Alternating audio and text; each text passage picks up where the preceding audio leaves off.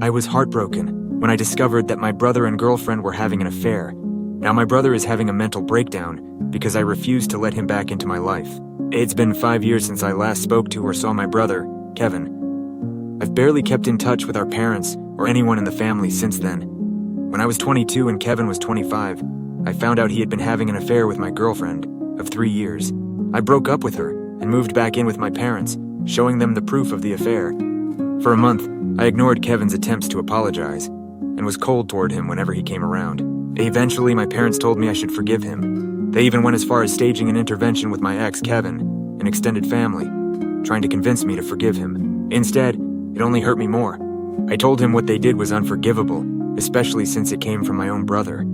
I had always looked up to him, and we were close, so this betrayal was the worst.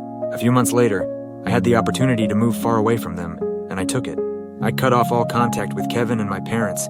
Recently, I reconnected with a cousin because my grandmother's health was deteriorating. When I went to visit her in the hospital, I ran into Kevin on my way out. He wanted to talk, but I pretended not to recognize him. He began crying, saying he was sorry and wanted to have a relationship with me. I told him he must have mistaken me for someone else and left. Later, my cousin called to tell me that Kevin had a severe mental breakdown after our encounter. It seems his mental health has been in decline ever since I cut contact with him. My parents then called, pleading with me to see Kevin, claiming it would give him peace of mind. They even pressured my cousin into giving them my phone number.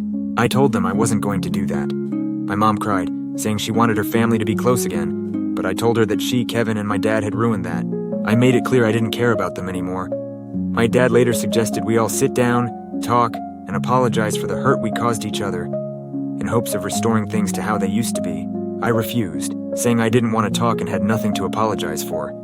The next day my dad called again, and I could tell he was crying. He said Kevin had attempted to overdose on pills.